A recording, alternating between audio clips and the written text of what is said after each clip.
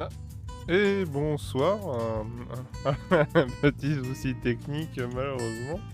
Alors, avec qu'est-ce qui s'est passé avec cette cam? Ah zut, c'est pas l'eau. Ah oui, ça y est. Ah, attendez, tac tac tac. Petit problème technique début de live, ça commence bien. Hop, exposition, tac tac tac, on arrête de focus, s'il te plaît. Parfait, appliqué. Petite erreur de manipulation. Voilà, parfait. Voilà, donc on reprend du début. Bonsoir à tous dans ce live.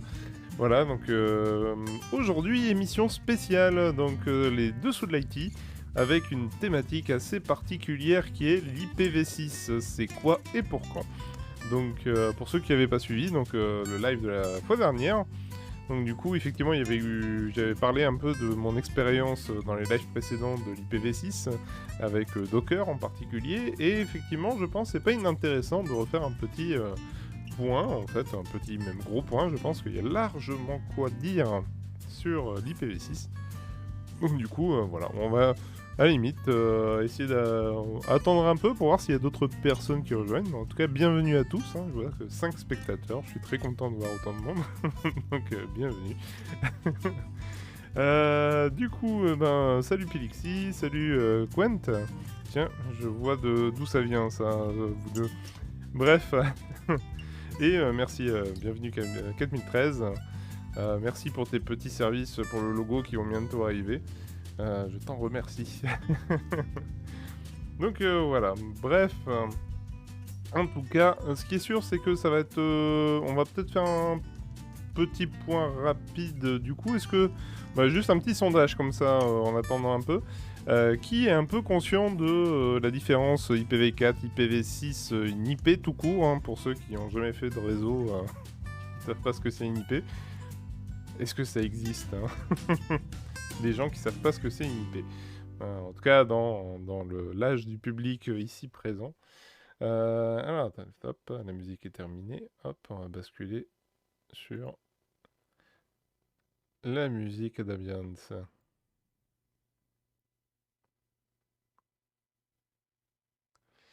Alors, du coup, ben voilà. Hop. Alors, du coup, est-ce qu'il y a des gens qui ont une petite idée de ce que c'est cet IPv6, IPv4? Est-ce que ça vous parle? Est-ce qu'il y a des gens qui ont déjà fait du réseau? Parce que là, le but, quand même, pour donner un peu le contexte de cette émission, bon, le but, c'est de vulgariser quand même, hein, je tiens à préciser, on va pas rentrer dans le cambouis et dans le cœur de ça, quand même, parce que c'est quand même vachement compliqué, le réseau, hein, on va dire. Le but, c'est vraiment pas de creuser en grande profondeur, surtout qu'en fait, c'est pas très clair en soi. Enfin, les normes sont bien définies, hein, c'est pas le problème, mais comme on va le voir plus tard, effectivement, l'IPv6 c'est bien peu, enfin, il commence à être utilisé, mais effectivement, certains logiciels sont loin d'être pleinement compatibles. Bref, je ne connais pas ce domaine. Bah du coup, ok, parfait. Bah écoute, tu as un pseudo qui est un peu spécial, mon cher Pip. Je vais résumer ton nom. Donc du coup, bah effectivement, c'est pour ceux qui ne savent pas, du coup, on va peut-être commencer par là, parce que là, on va peut-être commencer le cœur du sujet. Qu'est-ce que l'IPv? Qu'est-ce qu'une IP? Une IP, ben, tout simplement, c'est un élément réseau qui permet d'identifier l'ordinateur. Donc, enfin, sur le réseau, c'est une définition. Et encore, il n'y a pas que ça, mais effectivement, c'est une norme qui s'est quand même imposée dans l'utilisation réseau, parce que ça permet d'être assez simple. Voilà, on a un bloc d'IP, je donnerai plus de détails après, mais du coup, ça permet d'identifier la machine. Enfin, la carte réseau se donne, peut se donner une IP ou on lui attribue une IP via le routeur, parce que le routeur, bon, enfin, je raccourcis énormément là. Donc, parce que le routeur, il y a un DHCP, pour éviter le DHCP qui est un terme un peu barbare, on va dire le DHCP, c'est juste en fait un élément du routeur qui va attribuer une IP aux machines qui le demandent. Et du coup, à partir de là, comme le routeur sait quelles sont les IP des machines sur son propre réseau, À partir de là, il va gérer la redirection des petits paquets de données qui se baladent sur le réseau pour les transmettre au bon destinataire. Donc si c'est de l'IP local, il n'y a pas de souci, comme il a la liste des IP matériels, bah, du coup il renvoie les paquets au bon endroit. Bon, ce que fait un switch en général, hein, mais voilà. Et ensuite, on a du coup les IP, les paquets qui sont... Si le destinataire ne fait pas partie du réseau, eh ben, le routeur, lui, va récupérer ce paquet et va le router vers l'extérieur. Pilixi, merci pour le follow. Donc du coup, ces paquets sont retransmis donc à l'extérieur. À l'extérieur, du coup, bah, il y a aussi un routeur qui est celui de l'opérateur. Donc l'opérateur va le transmettre à un autre nœud de son réseau, qui va le transmettre à un autre nœud du réseau plus proche du destinataire, et de fil en aiguille sur le réseau.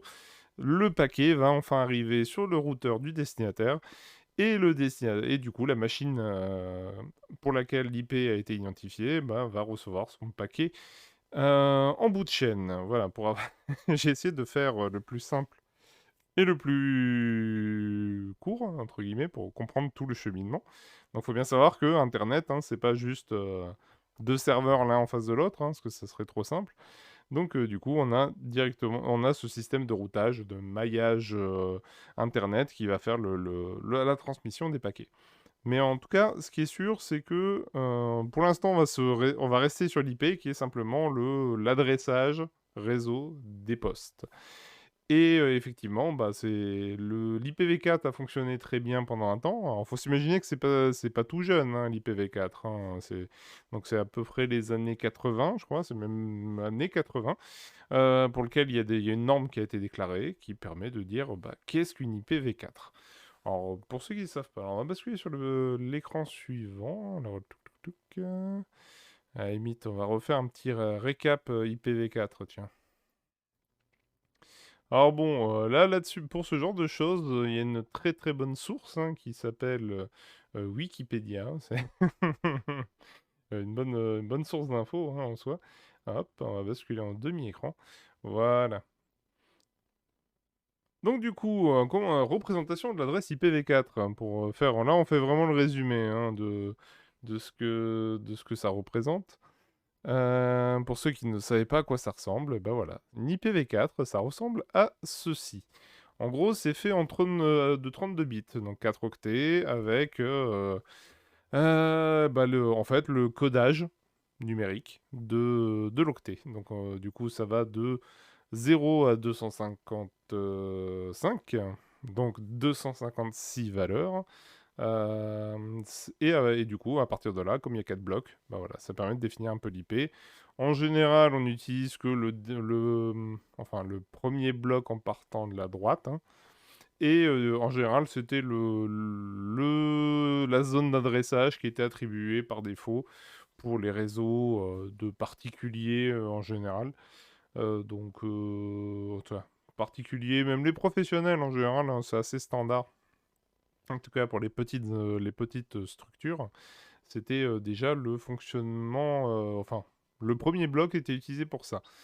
Et du coup, c'est codé sur 32 bits, ce qui donne une multitude d'IP. Je crois qu'on est autour des 4 milliards. Alors attendez, je m'étais fait une petite note pour ça.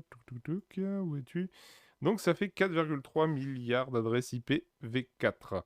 Ce qui est pas mal, hein, pour l'époque en tout cas, mais malheureusement, ce n'est pas trop on va dire, l'IPv4 a été inventé à une époque où le nombre de machines était particulièrement limité.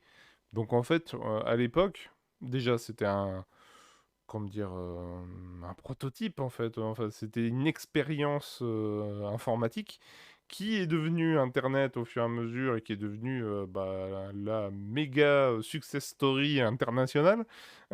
Donc, et à la base, bah, ils n'avaient pas prévu cette succès international d'Internet. Et donc, effectivement, bah, de fil en aiguille, et effectivement, depuis quelques temps, c'était en 2000. Alors, c'était quand l'alerte sur la limite de l'IPv4? Je crois que c'était ouais, 2011. Ouais, voilà, je retrouve l'article. Ouais, voilà, c'était 2011. Dans lequel, en fait, on a consommé le dernier lot d'IP disponible en IPv4. Donc on a consommé le dernier lot des 4,3 milliards d'IP. Ce qui est beaucoup, hein. Voilà, c'est-à-dire que tout n'est pas attribué, hein, soyons honnêtes, hein. Il y a une partie des lots d'IP qui sont pas utilisés. Par exemple, la majorité, enfin, l'IP locale étant un cas particulier, hein, parce que tout le monde peut avoir une IP locale, donc forcément, il y a autant d'IP que de réseaux disponibles dans les infras. Mais effectivement, au niveau des lots internationaux, il y a certains lots qui sont réservés, etc. Bref. Mais globalement, on est vraiment aujourd'hui très très très très très serré sur le nombre d'IP parce qu'effectivement, tout a été distribué aux différents opérateurs au niveau international. Et donc effectivement, là aujourd'hui, on est complètement bloqué. En tout cas, n'hésitez pas si vous avez des questions, hein, parce que là, je suis parti complètement dans le délire d'explication, mais voilà, n'hésitez pas à m'interrompre, à poser des questions. Donc du coup, voilà, l'IPv4, voilà, c'est une histoire, bon, je dirais pas passée, parce qu'aujourd'hui, en fait, quasiment tout fonctionne encore en IPv4, hein, que ce soit les opérateurs, etc., même si certains opérateurs font la bascule, hein, petit à petit, même si, par exemple, Free était précurseur dans ce domaine, hein, parce que ça fait déjà pas mal d'années, parce que je crois même quand j'ai... Bah, c'était en période... C'était au début de la Freebox Révolution. Je crois même avant la Freebox Révolution, ils proposaient déjà des lots d'IPv6. Donc, bon, c'était les débuts, hein, parce que voilà, c'était pas encore vraiment exploitable. Des fois, il fallait même le désactiver, en fait, pour avoir un Internet qui marche à peu près correctement. Donc voilà, c'est pour dire à quel point c'était pas totalement fiable tout ça. Mais en tout cas, ce qui est sûr, c'est que aujourd'hui, on a atteint la limite, qu'aujourd'hui, il y a beaucoup trop d'appareils connectés, et qu'effectivement, tôt ou tard, on sera sur vraiment une impossibilité de connecter l'ensemble des appareils. Non, en tout cas, de l'ensemble des réseaux nécessaires au fonctionnement des objets connectés, etc. Parce qu'en fait, on parle de réseau, sous-réseau, etc. Donc, un soir dans le 4G, ça sert sa propre IPv4. Alors, pas forcément... Je pense qu'ils font des lots d'IP partagés, hein, de mémoire maintenant, hein, sur les antennes 4G, etc. Sur la partie IPv4, c'est, je crois, quasiment sûr.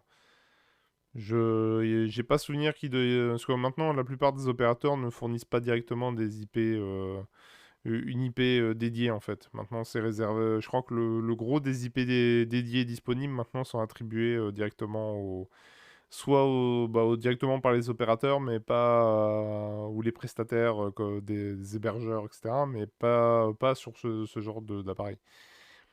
Par contre, dans un IPv4, oui. Enfin, en IPv6, excusez-moi. En IPv6, oui. Par contre, là, on a tous une IP, même plus qu'une IP, en fait, on a carrément des networks disponibles. Donc ça fait quelques IP en réserve.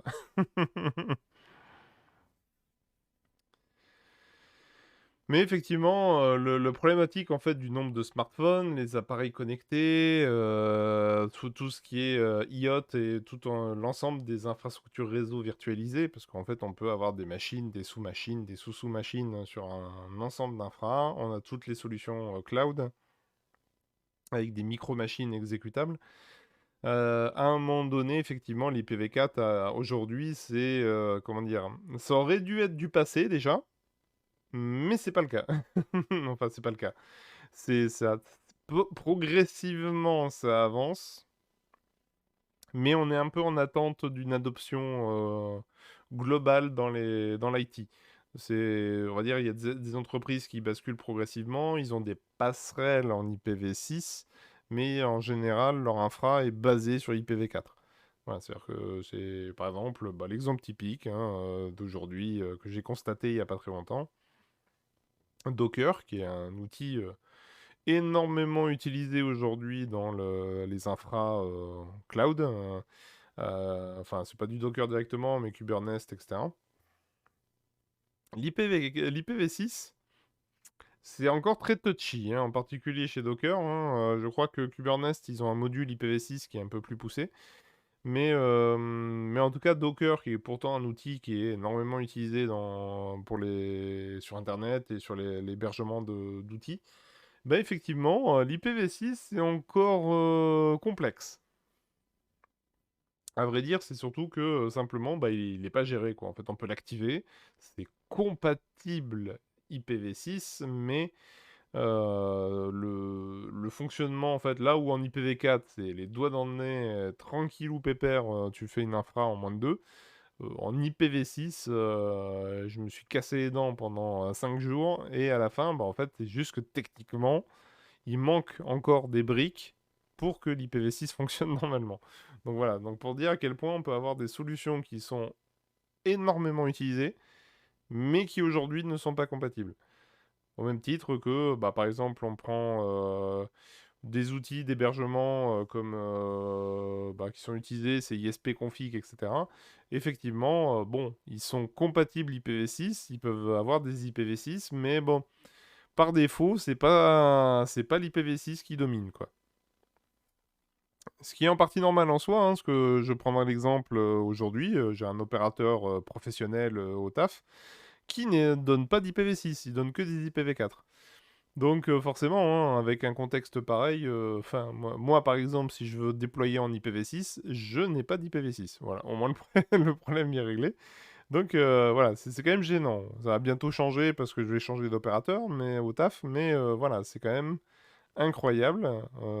Mais après, a priori, Orange, c'est un peu pareil. Orange Business, aujourd'hui, je crois que sur les offres de base, ne donne pas d'IPv6 et font payer les IPv4. Donc voilà, ça n'a pas des masses évolué à ce niveau-là encore, hein. En tout cas, ça prend beaucoup de temps. Donc on en reviendra plus tard sur les problématiques de l'adoption, parce que c'est un peu lié à tout ça. Donc, pour revenir simplement à l'IPv4, bon voilà, comme vous avez pu repérer, voilà, c'est un système 32 bits, on a 4 milliards d'IP, voilà. Bon, il y a la notion de masque de sous-réseau, etc., mais on va peut-être pas s'embêter avec ça, parce que c'est pas le sujet à proprement dit. Donc voilà, là aujourd'hui, voilà, je sais pas, sauf si vous avez des questions, mais voilà, globalement, vous avez bien compris. Vous avez une carte réseau, la carte réseau demande une IP au routeur, voilà, le DHCP lui répond en lui disant les paramètres réseau, c'est ça, ça, ça, ça, dont l'IP qui est attribuée à la machine. À partir de là, la machine a son IP, et voilà. Bon, sachant que c'est une IP d'un réseau local, que local, ça sera important pour après. Donc voilà, c'est-à-dire qu'on a un sous-réseau local, que on peut nommer comme on veut, parce que ça fait partie du lot local qui est réservé pour ça. On attribue l'IP, le routeur se démerde avec son IP public pour transmettre les paquets correctement, et basta. Et c'est là où on change tout avec l'IPv6. À cause de la pénurie, en fait, beaucoup de monde a vu venir quand même, hein, parce que on n'a pas attendu 2011 pour se dire ah merde, il n'y a plus d'IP. Donc on a décidé de sortir l'IPv6. Alors on va reprendre hop, ma source. Du coup, l'IPv6. Alors est-ce que j'ai la date d'éclat? Oui, c'est 98. Voilà. Donc c'est en 98 qu'on a normalisé l'IPv6. Donc pourquoi l'IPv6? Bah, c'est parce qu'il y a une saturation, donc il a fallu trouver un moyen d'adresser plus de machines. Et là les gars, voilà, ils ont vraiment, vraiment pas fait semblant. Parce que le lot d'IPv6, là où l'IPv4, alors attendez, plop, plop, plop, plop, plop, là où... Alors attendez, j'ai perdu mes fiches. Alors, non, c'est pas celui-là. C'est pas celui-là. Toup. Donc, est-ce que je l'ai là? Ah bah voilà, je savais bien que je l'avais quelque part. Donc du coup, pour le dire, c'est que là, du coup, on avait un IPv4 en 32 bits, donc en 4 octets. Là, on est passé en mode 128 bits. Donc, on a quand même une quantité de données non négligeable. Donc, et à partir de là, on est sur une quantité, c'est-à-dire qu'on est passé de 4,3 milliards d'IP à 340 milliards de milliards de milliards de milliards d'IP. Là, ils ont compté quand même vachement large quand même là. C'est juste une quantité complètement pétée. Voilà, donc c'est du sextillion d'IP. Donc là, on est tranquille. Je crois qu'on peut adresser quasiment. Je sais plus, je crois que j'avais lu une époque où on disait qu'on était sur quasiment le nombre de molécules sur Terre. Bon, bref, on a un niveau d'adressage qui est complètement overpété. Donc, mais voilà, vaut mieux trop que pas assez. Ouais, oui et non, parce que du coup, ça ajoute plein de complexité en plus, hein, au final. Je pense que là, ils se sont dit, avec ça, on est un peu près sûr de pas avoir de pénurie. Bon, alors c'est vrai, c'est faux. Parce que je vais expliquer pourquoi. Je pense qu'à un moment donné, on aura peut-être, comment dire, une forme de limite d'adressage, mais qui est, bon, non, voilà, c'est plus une façon dans le découpage des IPv6. J'expliquerai après. Donc du coup, comment on écrit cette fameuse adresse? Donc en fait, maintenant elle est basée sur 8 groupes de 2 octets. Donc ça fait donc 8 groupes, là où on en avait 4 pour l'IPv4. Donc là on passe à 8. Donc du coup, cette IP, en fait, on a donc le premier bloc, deuxième, etc. Donc en fait, il faut bien s'imaginer qu'aujourd'hui, globalement, on est plutôt sur une découpe moite-moite pour l'IPv6.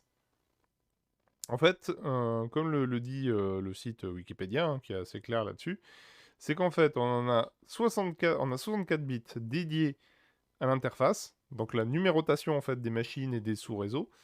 Et ensuite, on a le préfixe qui est normalement attribué par les opérateurs et par les distributeurs en fait d'adresses. Donc, on a par exemple Orange, les opérateurs, les hébergeurs, etc. Donc, du coup, en fait, déjà, on divise par deux. Bon, vu qu'on a quand même 340 milliards de milliards de milliards de milliards d'IP. Normalement, voilà, même si on divise en deux, ça fait toujours que 340 milliards de milliards d'IP. Je crois même de network en soi. Donc on est plutôt tranquillou, pépère, sans problème. Donc à partir de là, effectivement, ils ont préféré avoir un raisonnement différent. C'est que là où en fait, avec l'IPv4, on disait, en gros, tu as ton IP public. Donc tu as une d'IP publique. En fait, cette IP publique, elle est représentative de ton network privé. Et ensuite, c'est à toi de te démerder avec ce qu'on appelle le NAT, qui permet de traduire en fait les requêtes internes vers l'externe et inversement. Et donc en fait, dans les paquets de transmission réseau, en fait, on encapsule l'IP du destinataire pour faire en sorte que effectivement, on sache chez qui ça doit aller et comment ça doit transiter. Avec l'IPv6, on n'a plus ce problème. On a tellement d'IP qu'on ne va pas s'emmerder. Donc en fait, aujourd'hui, c'est un des problèmes de l'IPv6, c'est que du coup, il n'y a pas de différence entre l'IP local et et l'IP public. Dans le sens qu'en fait, toutes les machines internes ont une IP publique. C'est un des problèmes. Voilà, c'est un des problèmes de l'adoption. L'adoption de l'IPv6, en fait, bloque en partie avec ça. C'est que effectivement, on a l'opérateur qui va nous filer un lot, et donc nous, après, le routeur, lui, va distribuer ce lot sur le réseau local. Et donc, à partir de là, effectivement, techniquement, quel que soit là où avant, en fait, grâce à l'IP public, IPv4, on pouvait juste identifier en fait le point d'entrée, mais on pouvait pas savoir ce qui se passait derrière. En tout cas, qui était destinataire derrière l'IP public.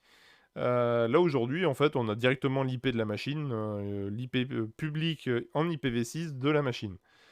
Donc, autrement dit, on peut encore mieux tracer qu'avant, c'est génial. Déjà qu'on traçait facilement les choses, l'IPv6 facilite énormément la chose. Donc effectivement, l'IPv6, c'est une attribution directe. Après, il y a des sous-réseaux, parce que normalement, on peut relier, en fait, il y a plusieurs IP. En fait, il y a un lot d'IP unicast qui est un peu l'IP d'identification de la machine par rapport à son networks auquel il est attribué. Et ensuite, il y a aussi des IP plus, on va dire, de lien local qui est, comment dire, une auto-attribution des machines qui a une IP, on va dire, un peu hardware. Je caricature, mais c'est un peu l'idée. C'est qu'en fait, non, en plus, en général, l'IP de lien local, en fait, souvent, elle est construite sur l'adresse MAC. Alors, pour donner le contexte de l'adresse MAC, du coup, l'adresse MAC, en fait, c'est une codification chiffrée et unique des cartes réseau. En fait, c'est une clé hardware, entre guillemets, de la carte réseau. Et donc, en fait, cette IP de lien local, elle est construite, en fait, et basée sur l'adresse matérielle de la carte réseau, qui est beaucoup plus petite, hein, c'est quelques octets, je crois que c'est combien déjà? Il y a deux bits, donc ça doit être sur 2 octets. Voilà, donc c'est une petite adresse qui est dans tout le matériel, en fait. N'importe quel appareil, en fait, un téléphone, une tablette, etc., a son adresse MAC. Et donc en IPv6, en général, ils ont cette adresse de lien local qui est basée sur cette IP, enfin pas cette IP, mais sur l'adresse matérielle. Donc ensuite, il y a deux, trois, au niveau des IP, comme vous avez peut-être déjà vu, il y a une IP qui est normalement la boucle locale sur les ordinateurs. Donc, par exemple, en IPv4, c'était 192.168. Non, je raconte. En le localhost, c'était 127.0.0.1. Et du coup, en IPv6, c'est 2.2.1 qui pointe, du coup, localement. Voilà, c'est assez simple, hein, voilà, c'est la façon d'appeler l'IP locale. Donc, je pense que je vais peut-être un peu loin dans les, dans les détails, mais bref. Donc, du coup, pour résumer, on a la moitié de l'IP qui est en fait, quasiment la moitié, parce que je crois que la partie sous réseau, en fait, on peut se l'attribuer entre guillemets. Donc, on a le préfixe d'IP qui est attribué par l'opérateur, et le reste, du coup, est géré par notre routeur qui fait sa répartition. Donc, par exemple, moi, actuellement, je crois que Free, ils fournissent une dizaine de sous-réseaux rattachés à mon préfixe. Ils m'enfilent une dizaine, je crois. Donc j'ai une dizaine de sous-réseaux de 64 bits d'adressage, enfin d'interface. Donc ça veut dire que j'ai à peu près quelques milliards d'IP à ma disposition grâce à mon opérateur. Voilà. Si un jour j'en ai besoin, voilà. Donc après, on peut faire un système je peux faire autant de réseaux que je veux maintenant. Voilà, c'est en IPv6. Voilà. Bref. Donc en tout cas, voilà. C'est pour résumer un peu. Aujourd'hui, en fait, les opérateurs ont la capacité de plus fournir en fait simplement une IP v4 comme ils faisaient avant, mais en fait des lots de networks pour lesquels on peut faire ce qu'on veut. Donc après, à partir de là, bon, effectivement, on a l'adressage qu'on connaît. Voilà, il va donner, le routeur va donner des IP, enfin, va attribuer une IP à la machine. La communication se fait, etc. Mais souvenez-vous, comme j'avais dit en IPv4, l'IPv4, il y avait un NAT entre les deux, qui était un peu la passerelle entre le réseau local qui est purement local et le réseau externe pour convertir en fait les transactions, enfin le routage des paquets. Par exemple, si j'interrogeais le port 22 à l'extérieur, il fallait dire en fait au NAT que le port 22 extérieur correspond à cette machine à l'intérieur et ce port-là à l'intérieur de cette machine. Donc ça, c'était le NAT qui le faisait. Mais maintenant, vu qu'on a une IP publique partout, en fait, on n'a plus besoin de s'emmerder. Donc en fait, le NAT disparaît. On est sur du full routage direct. À partir de là, ça implique du coup que le routeur doit, en plus de faire de la redirection, il est vraiment là full pare-feu. Parce que c'est le pare-feu qui va protéger le réseau. C'est lui qui va dire que cette IP publique qui a été attribuée sur mon réseau, qu'est-ce que j'autorise à entrer? Parce que c'est le seul moyen de protéger, du coup, maintenant. Il y a plus le NAT, en fait, permettait, en fait, d'avoir ce goulot d'étranglement, là, du réseau, pour faire en sorte que si je bloque à cet endroit-là, de toute manière, mes machines ne pourront pas communiquer avec l'extérieur, enfin, ne pourront pas être visibles de l'extérieur. Là, maintenant, comme toute machine a une IP publique, toute machine est potentiellement accessible de l'extérieur. Et donc, du coup, le seul rempart qu'on peut avoir, c'est le firewall du routeur qui va dire ça j'autorise, ça je bloque. Mais du coup, ça implique d'avoir une sacrée gestion de des sécurités. C'est-à-dire qu'il faut bien régler le pare-feu, il faut avoir vraiment une gestion stricte des permissions, parce que sinon, en fait, la machine, elle est directement en frontale sur Internet. Ce qui est potentiellement problématique. Hein. Voilà, parce qu'aujourd'hui, on avait le NAT recevait le paquet. Effectivement, s'il n'y avait pas d'attribution, voilà, par exemple, simplement, si le NAT n'était pas configuré, il n'y avait aucun port d'ouvert et basta. Même si la machine à l'intérieur avait tous ses ports d'ouvert. Là, aujourd'hui, si on laisse le routeur en mode freestyle, quoi, parce qu'après, là, pour l'instant, c'est le routeur qui va bloquer, du coup, effectivement, la machine, elle est visible et potentiellement particulièrement accessible. Du coup, ça aussi, ça implique un autre problème, c'est qu'effectivement, s'il y a une faille dans le réseau ou dans l'infra, ça devient très compliqué parce que effectivement, on peut rentrer de n'importe où. Alors, question de 4013, tous les routeurs avaient déjà un pare-feu de base. Pour les particuliers, j'entends, oui, alors, en fait, il y avait un pare-feu, mais c'était, comment dire, il y avait un pare-feu et surtout le NAT qui permettait de rediriger l'ensemble des éléments. Il y avait un cumul des deux, hein, c'est sûr. Mais, comment dire, tu gérais tes autorisations de façon différente, dans le sens que tu avais ton interface d'entrée qui était ton IP public, et du coup, tu faisais un firewall qui disait, ça j'autorise pas, etc. Là, du coup, tu es plutôt sur j'autorise mon network ou pas à être visible et j'autorise telle machine de mon network à être accessible de l'extérieur. Ça change pas énormément, mais c'est juste que ça change une philosophie réseau qui était acquise depuis très longtemps, quoi. Donc, structurellement, c'est quand même vachement différent. Enfin, en tout cas, ça nécessite de reconcevoir un peu sa façon de traiter les données et surtout d'isoler son réseau. Parce qu'en fait, le cœur du problème, il est là. C'est que comme toutes les machines ont une IP publique, potentiellement, on peut, comment dire, il peut y avoir une tentative de piratage par l'intermédiaire des autres machines du même network. Mais comme les machines sont visibles potentiellement, effectivement, ça peut poser problème.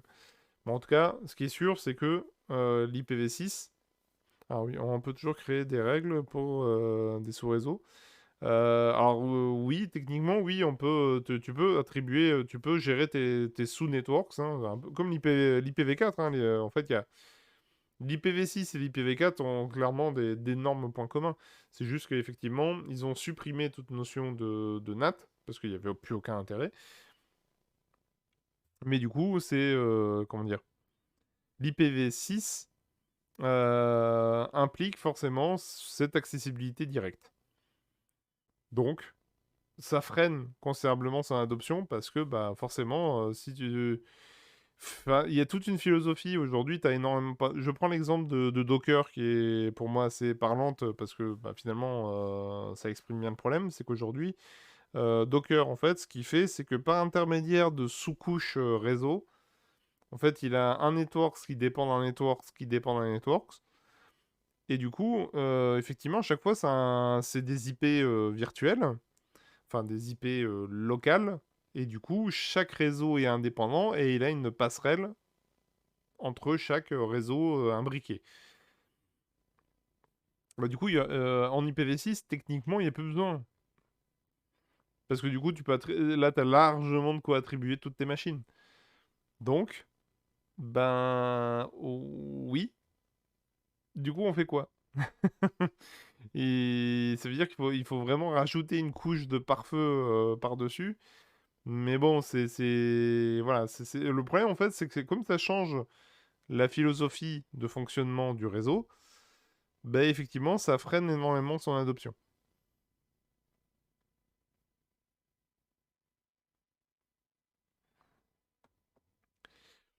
Alors, j'ai déjà configuré des firewalls à la main dans Linux et j'ai du mal à voir quelle est la différence ça peut faire du coup. Bah, effectivement, comment dire, comment dire, l'IPv4 et IPv6 partagent une bonne partie. Par exemple, effectivement, toutes les commandes de création de règles, c'est quasiment les mêmes. Il faut rajouter iptables et IP6stable, voilà, c'est un peu les mêmes commandes. Par contre, effectivement, dans la façon de construire son réseau, aujourd'hui, tu prends en IPv4, bah, tu as ton sous-réseau local que tu vas brider ou bloquer, ou tu vas créer des passerelles sur lesquelles tu as défini des règles. Et ensuite, ces passerelles, bah, toutes les machines sont en fait quasiment invisibles dans son network. Et qu'effectivement, il n'y a que la passerelle qui sera visible par l'intermédiaire de son routeur qui sera le point clé de gestion. Du coup, en fait, il y a une forme d'isolation intrinsèque par l'architecture IPv4. Là où l'IPv6 brise un peu les codes de l'isolation réseau. Elle est toujours faisable, effectivement. En fait, à vrai dire, c'est parce que bah, c'est structuré. En fait, l'IPv4 impliquait ce fonctionnement-là, parce qu'il n'y avait pas assez d'IP. Vu que l'IPv6 n'a plus ce problème, bah, du coup, on peut attribuer tout. Mais effectivement, du coup, on perd ce marquage qui était facilement repérable de l'IP public, IP privé. Donc ça crée une forme de peur, entre guillemets, de se dire, ah bah attends, si mes machines internes commencent à être visibles de l'extérieur, moi, ça me pose problème. Voilà. Enfin, tu veux pas qu'il y ait une IP publique dans ton réseau interne. Sauf qu'effectivement, bah, en soi, ça change pas grand-chose. Mais c'est parce que le firewall fera toujours barrage sur ce truc-là. Voilà. Mais c'est effectivement, là c'est purement philosophique. C'est juste que le concept IPv6 impliquant effectivement le fait de faire disparaître artificiellement, parce qu'il était en fait à vrai dire, comme tu le dis, effectivement, c'est déjà le cas en IPv4, enfin plus ou moins, c'est parce que tu avais déjà le firewall qui faisait le filtrage, etc. Là, c'est juste que ça met effectivement, comment dire, ça complexifie un peu le réglage de l'IPv6 parce que tu peux facilement faire une énorme connerie sur ton réglage de firewall. Là où avant, effectivement, bah, ta passerelle, même si tu merdais sur tes configurations de pare-feu sur tes machines, tu avais toujours le routeur qui pouvait t'aider à faire en sorte de limiter la casse. Via le NAT, via le fait que bah, si tu n'as pas configuré la passerelle entre l'IP public et l'IP privé, bah, de toute manière, il ne se passera rien. Là, par contre, c'est pas tout à fait le cas. Même si, bah, effectivement, ça reste un peu plus une incompréhension et une peur d'insécurité qui fait que l'IPv6 n'est pas trop adapté. Bah, c'est ce qui est le cas aujourd'hui, hein, c'est que là, limite, je peux sortir l'exemple. J'avais un article que j'avais trouvé. Alors attendez, c'est pas celui-là. C'est pas celui-là. Donc, je crois que c'est donc le Mag IT. Donc, il disait, bah, en gros, pour résumer un peu l'article, hein, donc ce qu'ils expliquent, c'est qu'effectivement, en fait, ce qui pénalise l'IPv6, c'est le fait que l'IPv6 n'est pas adopté. Donc en fait, ce qui pénalise l'adoption de l'IPv6, c'est la non-adoption de l'IPv6. C'est le fait qu'en fait, aujourd'hui, on a finalement assez peu de recul, entre guillemets, sur l'IPv6, même si, bon, en soi, il faut bien se rendre compte que si on regarde l'adoption, on commence à bientôt atteindre, bon, péniblement les 40%, hein, mais voilà. On sent quand même que depuis quelques années, il y a quand même eu un net progrès. Mais du coup, en particulier, bon, les pays occidentaux, même si j'étais assez surpris que quand même l'Arabie Saoudite est quand même à 55%, hein, donc ils font mieux que la France, hein, je tiens à préciser. Et l'Inde est à 63%, ce qui est impressionnant quand même, je trouve, en soi. Bon, effectivement, eux, ils ont aussi plus besoin que nous, hein, vu le nombre qu'ils sont. Je peux comprendre que l'IPv6 semble assez évident chez eux. Mais effectivement, en tout cas, bon, c'est surtout les pays occidentaux, hein, on sent bien que bon, l'Afrique, ouais, voilà, je pense qu'il faudra toujours très longtemps avant que ça soit adopté là-bas. Il y a quelques exceptions, hein, il y a le Gabon qui est à 23%, hein, ce qui est pas si mal. Je crois alors lui, t'as le Togo aussi, hein, 16%. Voilà, c'est assez impressionnant. Bon, c'est impressionnant que la Chine soit aussi peu adoptée en IPv6. Bon, quoique surprenant oui et non en soi, hein, vu ils sont déconnectés un peu entre guillemets du réseau. Bref, donc ce que je disais, c'est qu'effectivement, le fait de ne pas avoir assez de recul sur l'IPv6 fait que beaucoup d'infra hésitent considérablement à basculer en infra full, nativement IPv6. C'est-à-dire qu'en général, en fait, ils ont des passerelles IPv4, IPv6, qui permet en fait du coup de fonctionner avec les règles de sécurité et machin en IPv4, et du coup d'après avoir quand même une IP publique en IPv6 et donc être accessible en IPv6. Mais du coup après ils encapsulent en fait de l'IPv6 dans l'IPv4 pour faire en sorte de re-rentrer dans un contexte maîtrisé. Enfin maîtrisé à leurs yeux parce que du coup voilà. Après, alors du coup, les questions. J'avoue que ça m'avait fait le même truc quand j'ai configuré mon serveur. J'avais commencé à utiliser l'IPv6, mais vu que c'était galère selon les outils, j'avais fini par revenir en IPv4. Bah oui, c'est là tout le problème, effectivement. C'est qu'aujourd'hui, beaucoup de solutions sont compatibles IPv6, mais pas nativement IPv6. Donc ça implique énormément de problèmes. Et bah, voilà, comme je disais, c'était l'exemple de Docker, qui est compatible IPv6, hein, c'est-à-dire qu'on peut attribuer une IPv6 à la machine, les machines peuvent être accessibles de l'extérieur. Si on utilise Docker en mode Docker simple, l'IPv6 fonctionne, mais si on utilise des modules avancés de Docker, donc par exemple Docker Swarm, et bah, Docker Swarm ne peut pas vraiment fonctionner en IPv6. Il y a quelques éléments. Il faut même activer le mode expérimental de Docker Swarm pour qu'il y ait la table IPv6 qui se mette à jour pour le firewall. Mais avoir un network complet fonctionnel en IPv6, ce n'est pas possible dans Docker Swarm. Voilà, c'est à l'état actuel des choses. En fait, pour aller dans le détail de ce point-là, c'est qu'en fait, il y a un port qui est utilisé par Docker Swarm qui n'écoute pas l'IPv6. Point. Il écoute que le port en IPv4 et basta. Le problème, c'est que c'est le port le plus important du Docker Swarm, qui est la passerelle réseau des réseaux virtuels de Docker. Donc en fait, du coup, les swarms, ils peuvent pas communiquer entre eux. Bref, pour ne pas aller dans le détail, hein, limite, si ça vous intéresse, hein, je pourrais vous montrer après. Mais voilà. Mais du coup, effectivement aujourd'hui, l'IPv6 fonctionne quasiment aujourd'hui, en tout cas chez les particuliers, l'IPv6 est attribué hein, pour une partie des opérateurs. Je crois qu'il y a encore en France, c'est pas tous encore, hein, mais bref.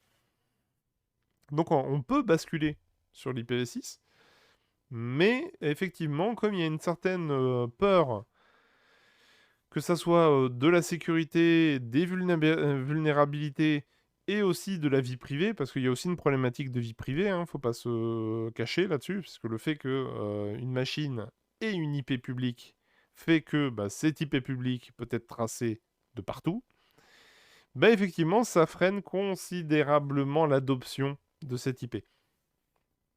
Après, je crois que selon le matos, moi par exemple, mon routeur, en fait, m'attribue deux IP. J'ai une IP, enfin, bah, techniquement, par rapport à ce que j'ai dit tout à l'heure, on a trois IP. J'ai une IP de lien local, j'ai une IP publique IPv6, et j'ai une IPv6, une deuxième IPv6, qui est attribuée de façon aléatoire. Et du coup, normalement, ma carte réseau utilise, pour faire les connexions normales, en fait, il utilise mon IP aléatoire. Par contre, dès que je veux écouter des ports, etc., bah, en fait, c'est mon IPv6 attribué. Enfin, comment dire? L'IPv6, oui, on va dire ça comme ça, c'est l'IP qui a été attribué officiellement par mon DHCP V6, qui est écoutable et routable. Mais l'IP aléatoire, elle sert uniquement pour surfer en fait sur Internet, pour aller choper des éléments, mais de façon aléatoire. Donc du coup, c'est une forme de sécurisation entre guillemets, mais en tout cas, ce qui est sûr, c'est qu'on peut toujours tracer l'IP public. Enfin, l'IP qui sera utilisé comme IP visible. Donc du coup, bah, c'est une solution, mais à la fois, ça résout pas le problème. On a un vrai problème avec l'IPv6 sur la notion de vie privée. Bah, il faut bien s'imaginer, hein, comme j'ai dit, c'est que l'IPv6 a été inventé en 98. En 98, la vie privée, les problématiques d'aujourd'hui d'ultra tracing de la mort sur tous les réseaux, c'est assez récent en fait, hein. Donc du coup, cette problématique, dans la conception même de l'IPv6, n'a pas été vraiment pris en compte. Ou du moins, n'était pas considérée comme grave au moment où on a imaginé le concept IPv6.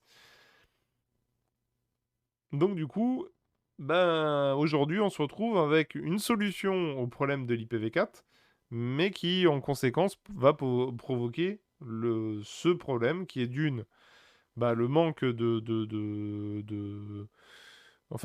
recul qui fait que effectivement certaines vulnérabilités n'ont pas été détectées. Donc il y a un risque qui n'est pas négligeable hein, pour une technologie qui n'a pas été utilisée. L'IPv4 en comparaison est particulièrement fiable. Enfin, particulièrement fiable.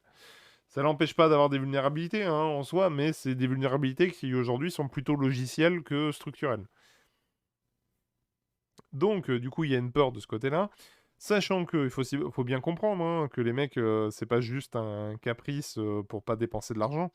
On est vraiment sur une problématique qui est rattachée au fait que aujourd'hui, énormément d'entreprises dépendent de leur activité en ligne et ne peuvent pas se permettre de prendre de tels niveaux de risque. Je prends l'exemple des réseaux bancaires, je prends l'exemple bah, des actions comment dire, en bourse, les méga structures informatiques de grosses entreprises corporées. Enfin, voilà, toutes ces grosses structures. Enfin, il y a des milliards d'euros en jeu. Donc, les mecs, ils peuvent pas se permettre de dire, bon, bah, allez, on va tenter, hein.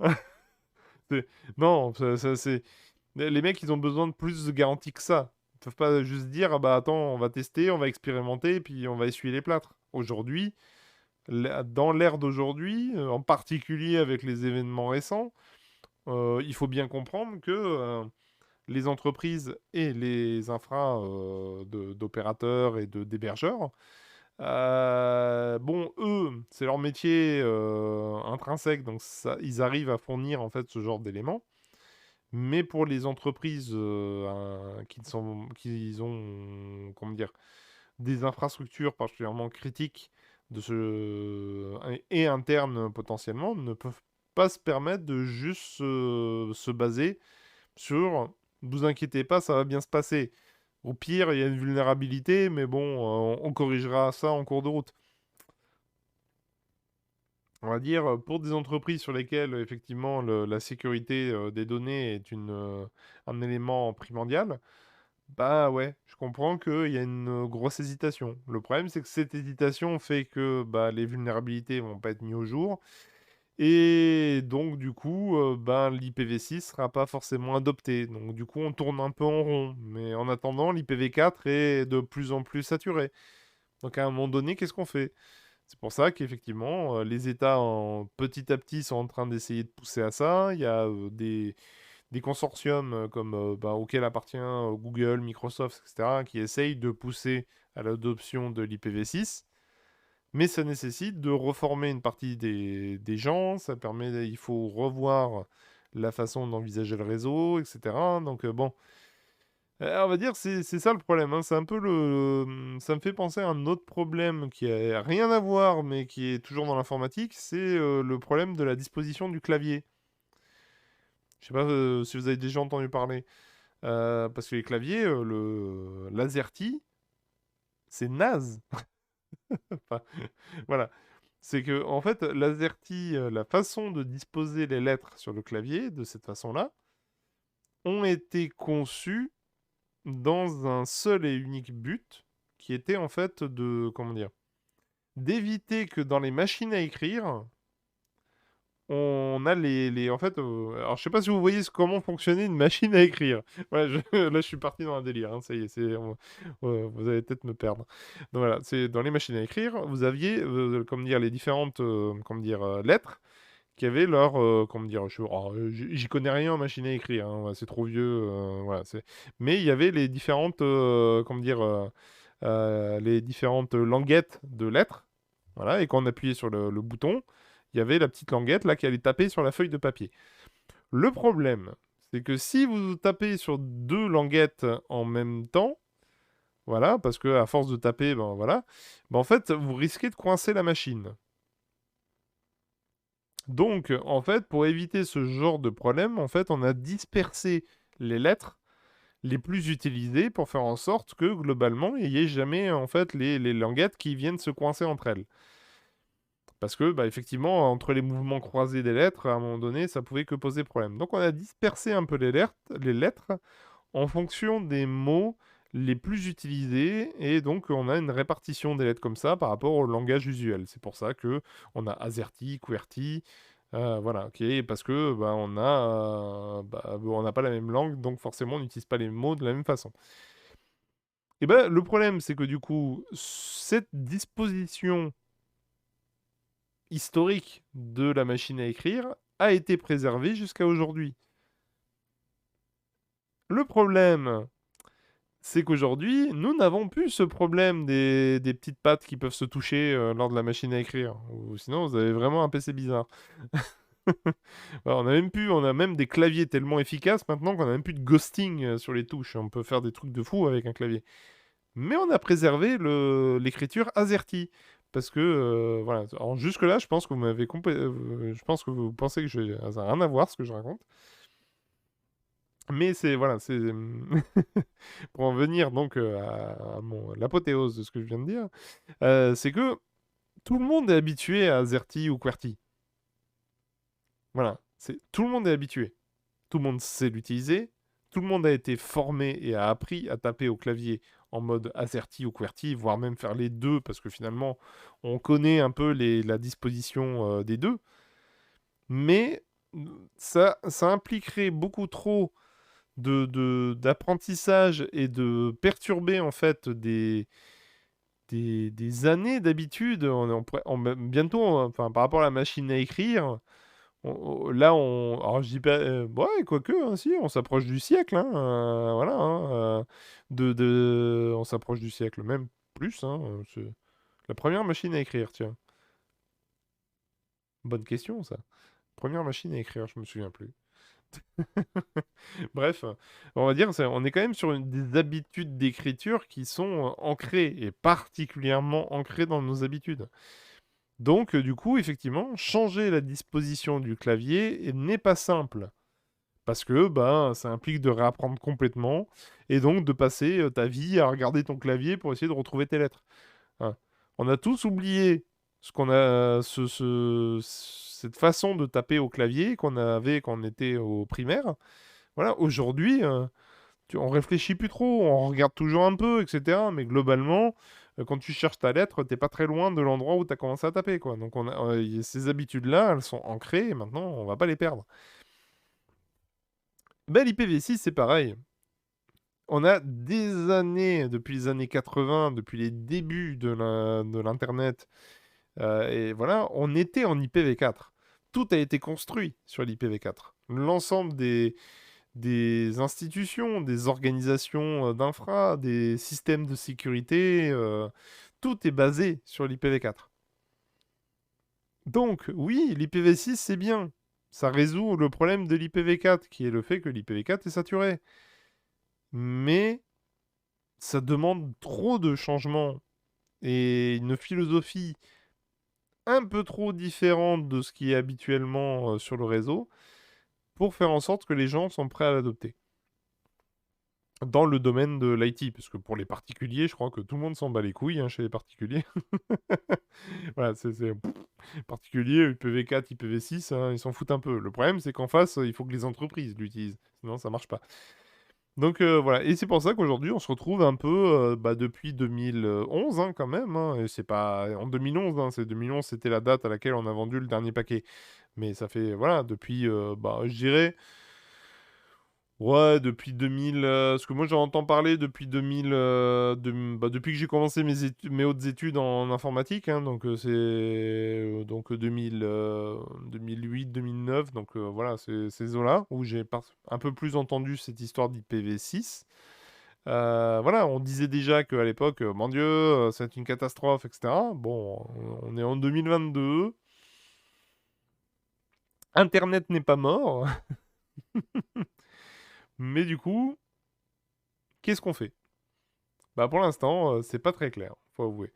Voilà, les instances essayent de pousser un peu. Bon, on sent bien que globalement les opérateurs commencent à faire le boulot, hein, parce qu'on est bien sur une adoption qui commence à s'approcher d'une utilisation à 40% d'IPv6.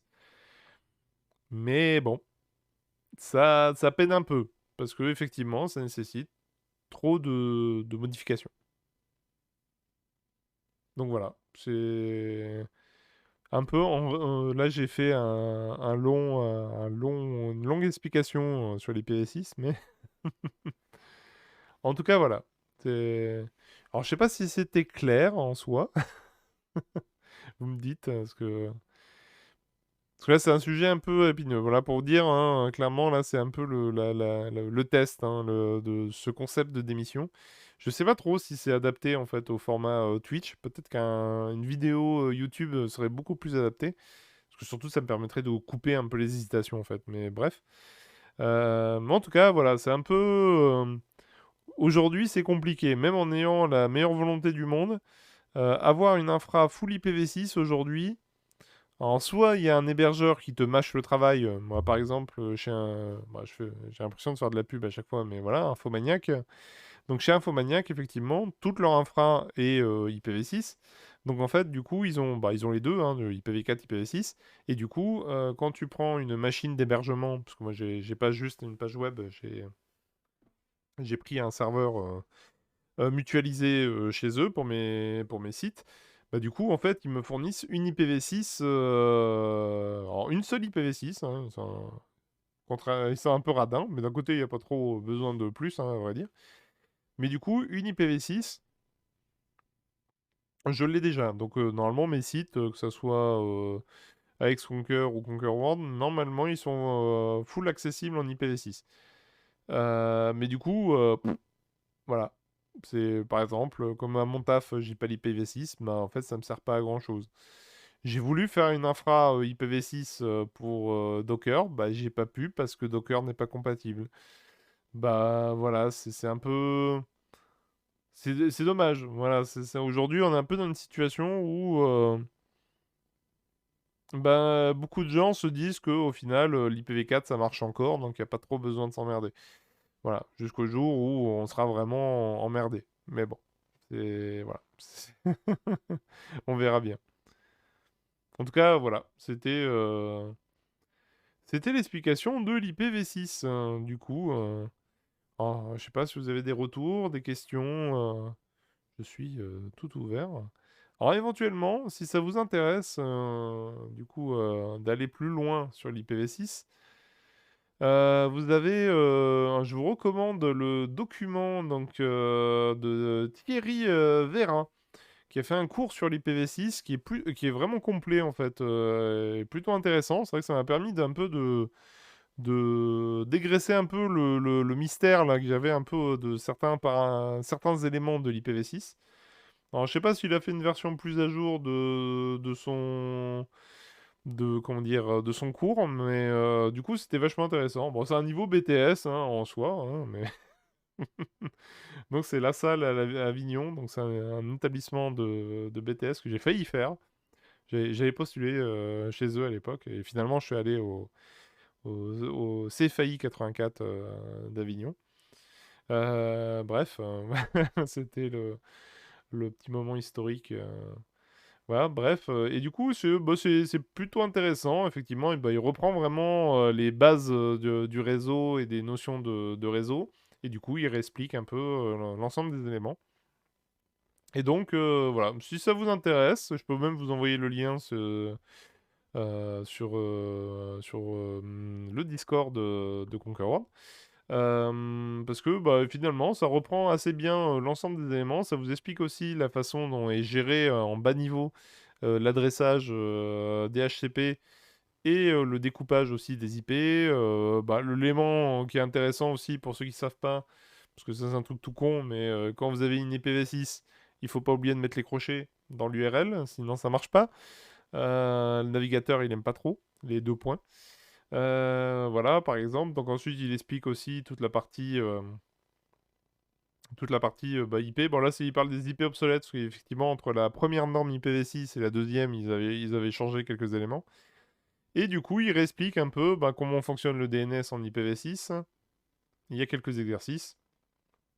Il reprend la notion de unicast et multicast. Et pour ceux qui ne savent pas, le broadcast n'existe plus en IPv6.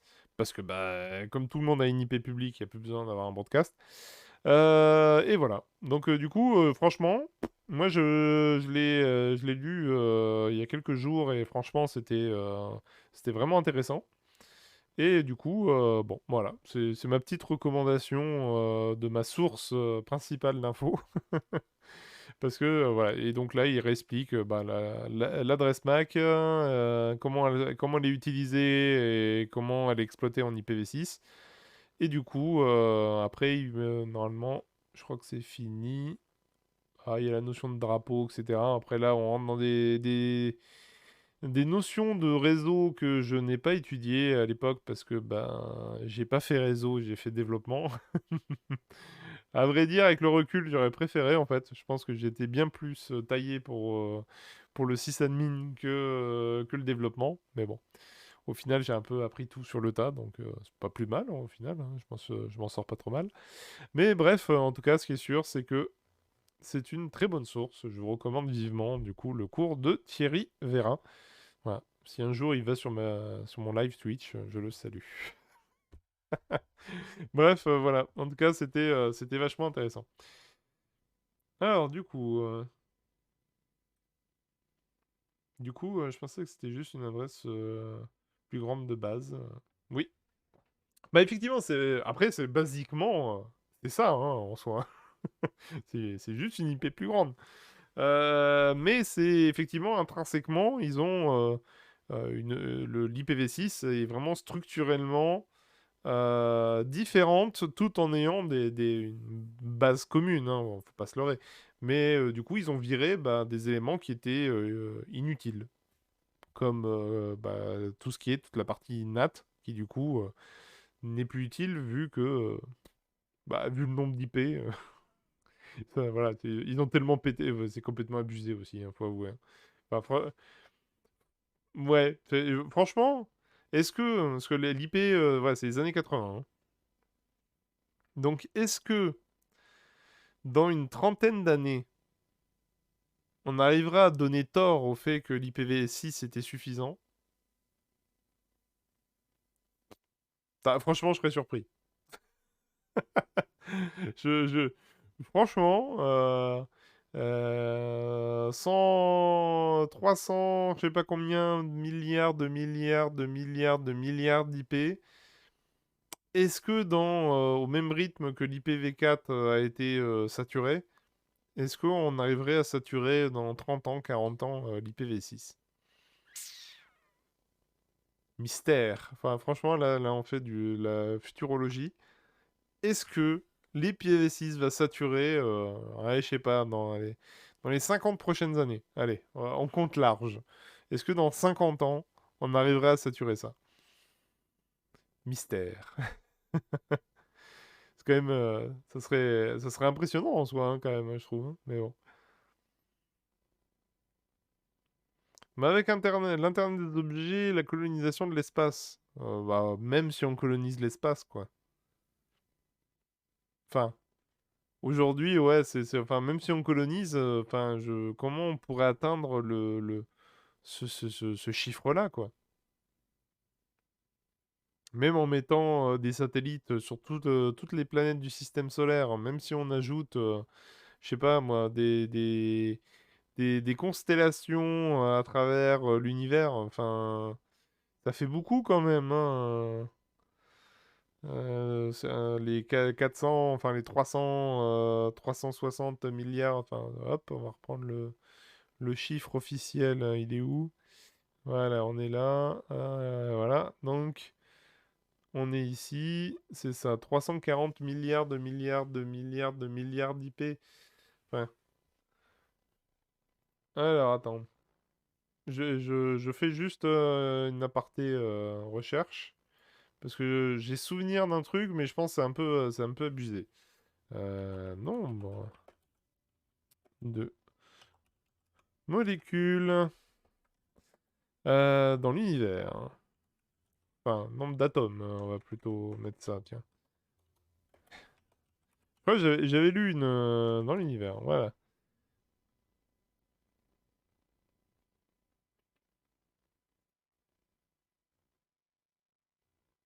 Donc là, on a la proportion, etc. Alors, donc chiffres, étoiles cataloguées. Donc on est sur le... Voilà, étoiles cataloguées. Bon, voilà, on est sur un petit chiffre, hein, soyons honnêtes. Voilà, donc ensuite on a les chiffres connus de pi, d'accord, voilà. Cellules du corps humain. Là, on commence à atteindre un chiffre intéressant. Donc là, on est sur du quintillion, sextillion. Donc on est là, hein, on est sur ce chiffre-là. Insectes. Il est estimé que la population des insectes sur Terre comprendrait globalement.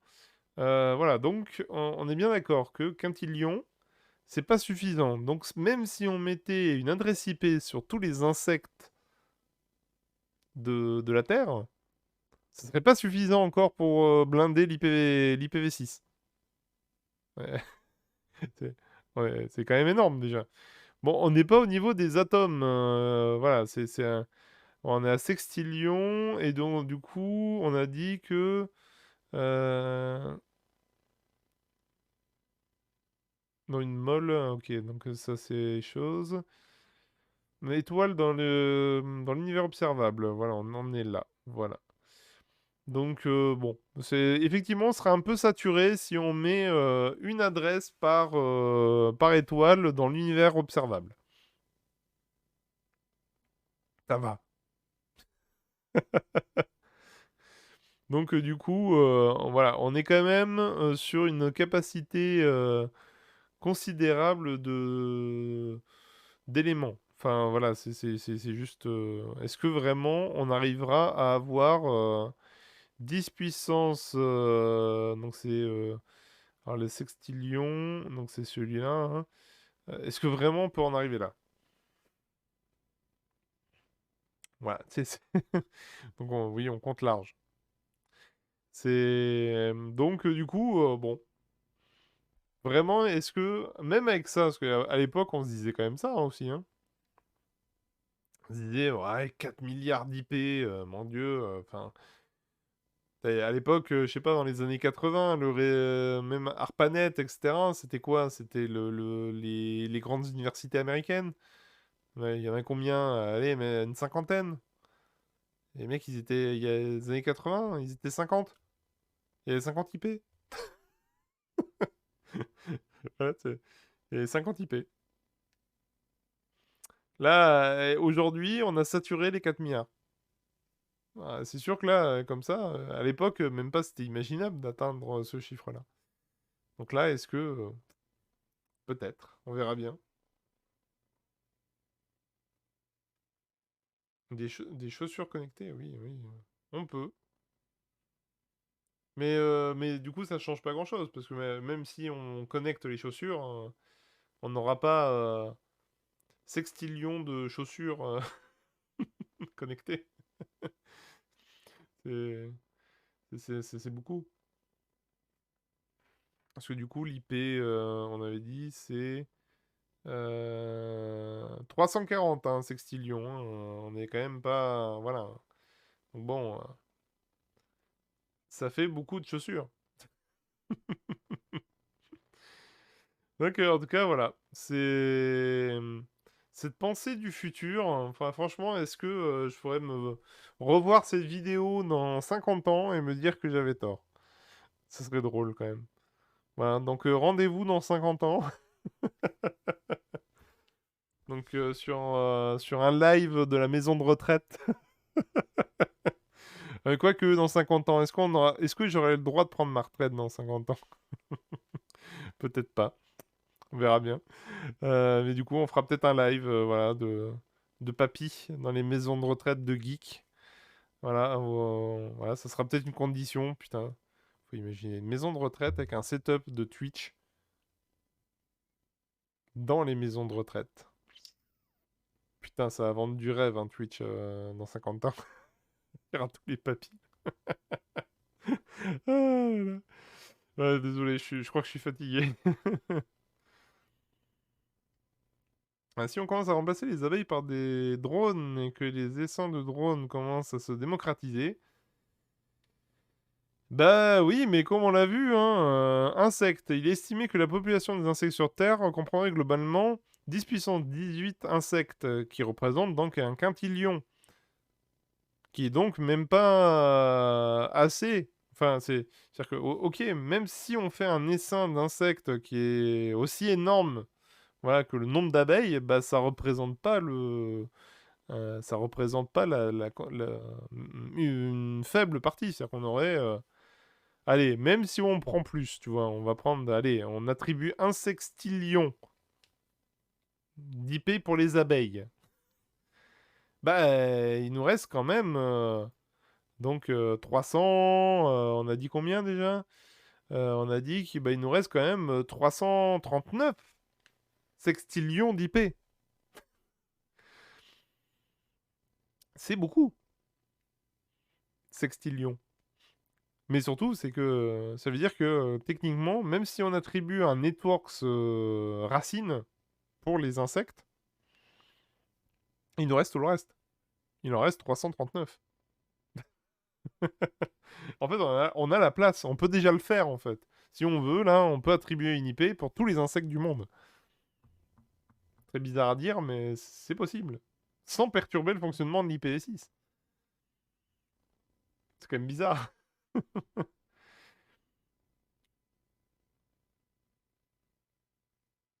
Ah oui, non, mais ça, on verra bien, hein. Mais le full setup gaming, putain, j'imagine trop les critères de maison de retraite, quoi. Tu vas regarder là, tu sais, t'auras le petit fascicule, là, avec setup gaming, espace rétro gaming, avec les consoles de votre époque. Putain, il y aura des championnats de vieux sur Mario Kart. Et, ah, ça va être trop bien les maisons de retraite à l'avenir. Bon, bref, en dehors de ce délire, entre le délire des insectes avec une IPv6 et les maisons de retraite, ouais, on n'a pas fini ce soir là. Ouais, bon, je pense il y aura des saisons, hein. Il y aura la saison, comment dire, version Super NES, 64, GameCube. On va monter petit à petit, hein, je suis sûr, hein. De toute façon, il faudra bien quand même, parce qu'il faut les occuper les vieux quand même, hein.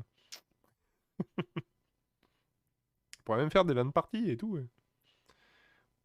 Putain, on pourrait faire des LAN parties entre vieux sur des vieux jeux de l'époque, quoi. Oh, ce serait énorme.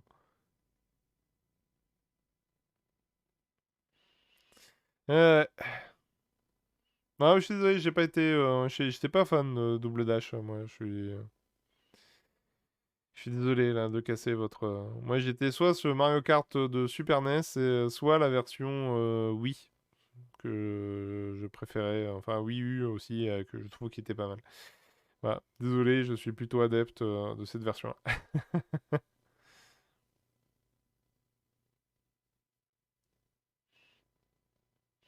Mais bon, en tout cas, voilà. C'était. Après ce petit délire, voilà. Bon, on n'est pas sur le nombre d'atomes, hein. Le nombre d'atomes, c'est quand même. Mais quand même. pouvoir attribuer en fait toutes les étoiles du système solaire, enfin du système solaire, toutes les étoiles sur le système solaire, ça va, ça devrait pas être trop compliqué. Toutes les étoiles de l'univers visible, ça va, on est large. C'est-à-dire que c'est pas l'expansion, enfin la conquête spatiale qui va blinder l'IPv6.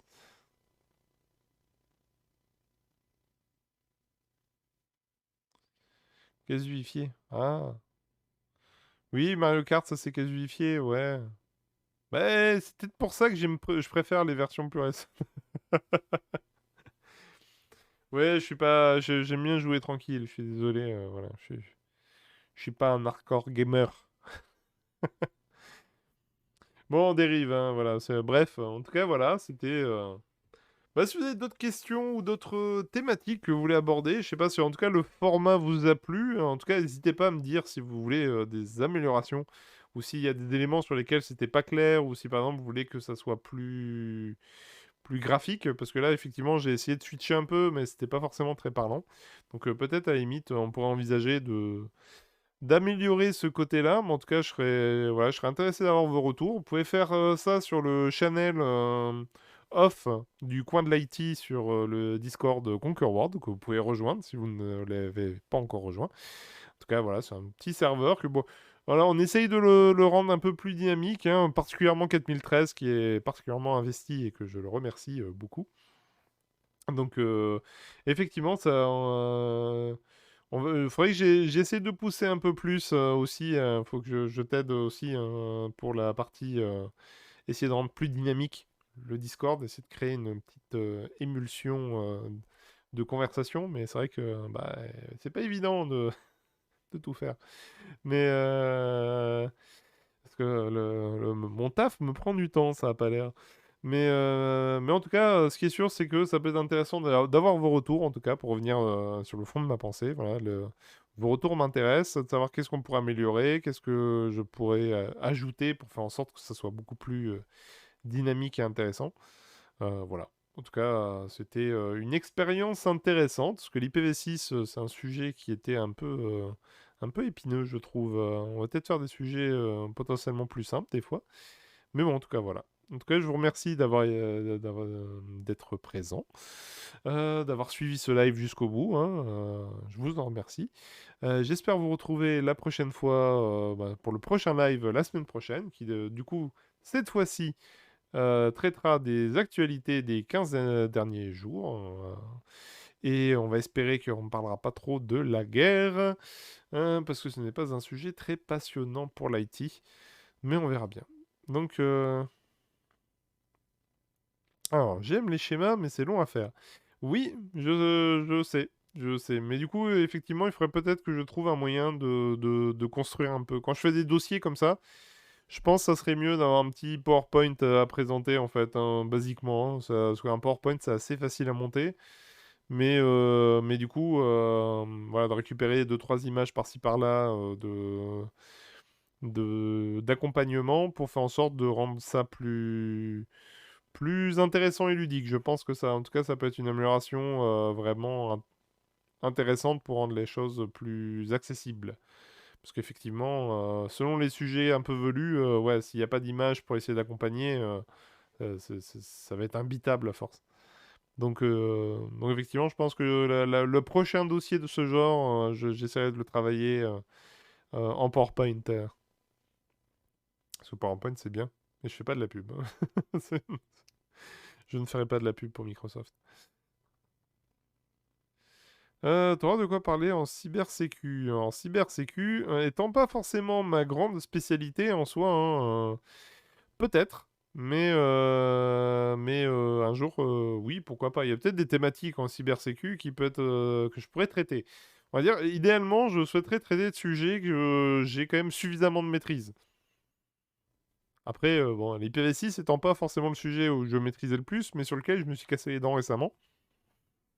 Donc du coup, j'avais à peu près compris ce qui m'avait limité dans l'utilisation. Mais en tout cas, pourquoi pas. Après, potentiellement, bah, il faut proposer à la limite, hein. Voilà, Il y a aussi un channel suggestions et améliorations. Donc, si vous avez des sujets que vous voulez traiter, ou par exemple des articles de presse que vous souhaiterez, pardon, plus développer, bah, ça peut être l'occasion, en fait, de voilà, vous partager l'actualité. J'ai une petite notif OneDrive. Donc oui, effectivement, si vous avez des actualités tech que vous voulez traiter plus particulièrement, n'hésitez pas à proposer sur le Discord de Conquer World, avec soit le off pour les retours, soit le suggestion et amélioration, si c'est, voilà, vous savez un peu plus. Quel détail. Les avis des salons, avis stream. Bah, soit le off, soit si c'est déjà on va dire si c'est une amélioration bien construite, à la limite, il y a le channel suggestion, à la limite, il faudrait peut-être que je le sépare. Ouais, c'est une bonne question, tiens. Est-ce que je mettrais amélioration, suggestion? Bon, ouais, au pire, vous mettez dans le off. Voilà, voilà, c'est plus simple. Voilà, le off, ça peut être bien. Après, n'hésitez pas aussi, hein, il y a, ouais, tiens, en faisant de la pub pour le vote, n'hésitez pas à aller dans le channel à voter. Il y a quelques liens pour faire monter le serveur Discord. Donc, grâce à l'activisme de la Global Corp représentée par 4013, on peut aujourd'hui voter pour Conquer World. Et n'hésitez pas à le faire pour faire remonter le serveur et du coup essayer d'attirer une communauté plus grande qui permettrait du coup de créer plus de dynamique sur les channels. Donc en tout cas, votez. Ça serait, voilà, ça, ça serait sympa. Voilà. Bref, en tout cas, voilà, n'hésitez pas à commenter, à partager, à diffuser à vos amis. Voilà, je serais ravi. En tout cas, moi, je suis heureux de faire ces lives divers et intéressants, je trouve, en tout cas. Et du coup, bah, j'espère vous retrouver bientôt, que ça soit sur Discord, IRL pour les quelques personnes que je peux croiser en vrai. Et du coup, et pour bah, les autres, bah, n'hésitez pas. Et puis je vous dis à la prochaine, conquérante et conquérant. Ouais, j'aime bien cette phrase quand même. Bon, en tout cas, voilà. Allez, à bientôt et bonne nuit. Ciao.